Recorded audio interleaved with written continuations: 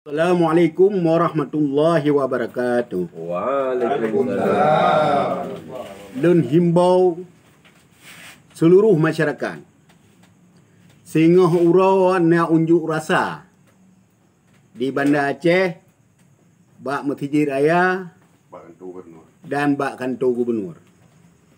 Cuma lu himbau kepada saudara Lun Mandum, rakan-rakan Lun Mandum, masyarakat, tokoh-tokoh dan mahasiswa segalanya, dan anak daya, sehingga mari sama-sama katanya untuk tajak beramai-ramai untuk katanya yak pegahai tayak petupan masalah kinerja Gubernur Aceh.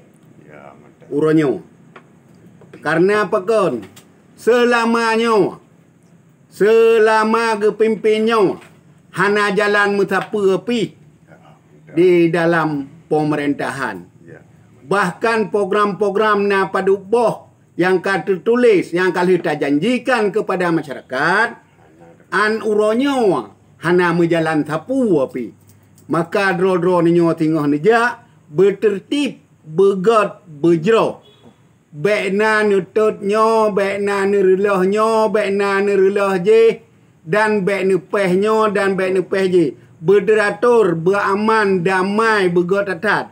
Masalah pegah haba, masalah katanya melake, nyan hak katanya. Jadi nyo yang perlu lun himbau kepada drone, bekna nepegat olahan, bekna nepegat alergis, dan bek dua ni pakai orangnya stiker.